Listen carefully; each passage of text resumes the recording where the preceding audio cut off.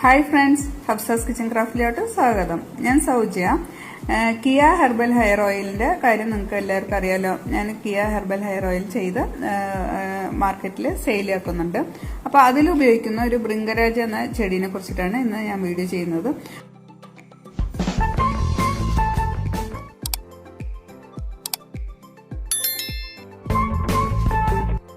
അപ്പോൾ ഭൃംഗരാജ എന്താണെന്ന് അറിയാത്തവർക്ക് ഞാൻ ഇതൊന്ന് കാണിച്ചു തരാം. ഇതാണ് ഭൃംഗരാജ. അതിന്റെ പൂവ് ഇതുപോലെ ഉണ്ടാവും, ഇത് മൊട്ട് ഇതുപോലെ. അപ്പോൾ ഇത് പെട്ടെന്ന് ഇങ്ങനെ ഉണങ്ങി പൊടിഞ്ഞ് നമുക്ക് താഴെ വീണ് പെട്ടെന്ന് ഉണ്ടാകുന്ന കിളിർത്ത് വരുന്ന ഒരു ചെടിയാണിത്.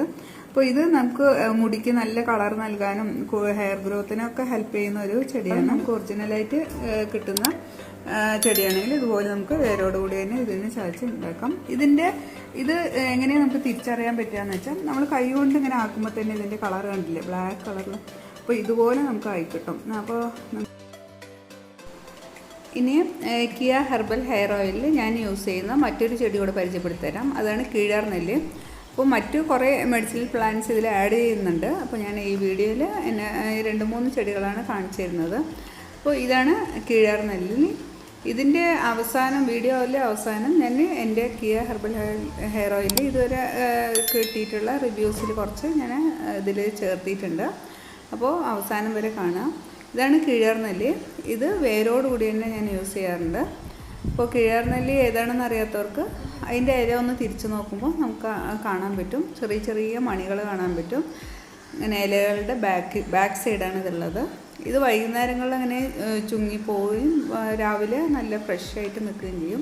അപ്പോൾ ഇത് ഇങ്ങനെ തന്നെ ഇല മാത്രമല്ല, വേരോടുകൂടി യൂസ് ചെയ്യാറുണ്ട്.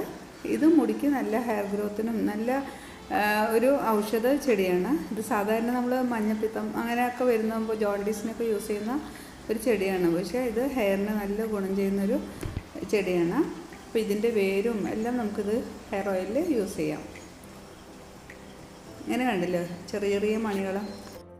പിന്നെ ഞങ്ങളുടെ വീടിൻ്റെ ബാക്കിൽ തന്നെയാണ് ഉമ്മാൻ്റെ വീട്. അപ്പോൾ അവിടെ തന്നെയാണ് ഈ കറ്റാർവാഴ ചെടികൾ. അപ്പോൾ എൻ്റെ വീട്ടിൽ മുറ്റും കുറച്ചേ ഉള്ളൂ. അപ്പോൾ ബാക്കിലായിട്ട് കറ്റാർവാഴകളൊക്കെ വെച്ച് പിടിപ്പിച്ചിട്ടുണ്ട്. ഹെയർ ഓയിലിന് യൂസ് ആവുമല്ലോ. കറ്റാർവാഴ പറയുന്നത് നമ്മുടെ ഹെയർ ഓയിലിൻ്റെ മെയിൻ ഇൻഗ്രീഡിയൻസ് ആണ്.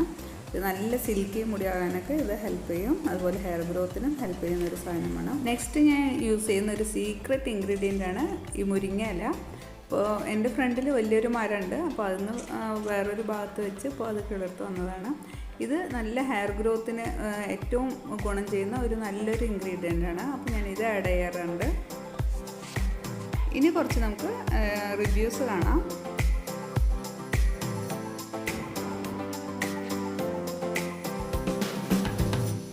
ഇതുകൂടാതെ ഇനിയും ഇൻഗ്രീഡിയൻസ് ഉണ്ട്. അപ്പോൾ ഞാൻ ജസ്റ്റ് ഒന്ന് ഇൻട്രൊഡക്ഷൻ പോലെ ചെയ്തതാണ് ഈ വീഡിയോ.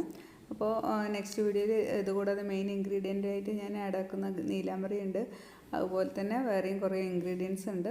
പിന്നെ ഉലുവ, കരിഞ്ചീരകം അതുപോലത്തെ സാധനങ്ങളും കൂടെ ആഡ് ചെയ്യുന്നുണ്ട്. അപ്പോൾ ഏകദേശം മിനിമം 18 ഹെർബൽ ഇൻഗ്രീഡിയൻസ് എന്നാണ് പറയുക. പക്ഷേ മോർ ദാൻ 18 ഉണ്ട്. അപ്പോൾ നല്ലൊരു റിസൾട്ട് കിട്ടുന്ന ഒരു ഹെയർ ഓയിലാണ്. അപ്പോൾ നിങ്ങൾക്ക് ആർക്കെങ്കിലും ഇത് ആവശ്യമുണ്ടെങ്കിൽ നിങ്ങൾ വാട്സപ്പിലൂടെ കോൺടാക്റ്റ് ചെയ്യാം, കൊറിയർ ചെയ്യുന്നതാണ്. ഈ വീഡിയോ ഇഷ്ടമായി ലൈക്ക് ചെയ്യാനും ഷെയർ ചെയ്യാനും സബ്സ്ക്രൈബ് ചെയ്യാനും മറക്കല്ലേ.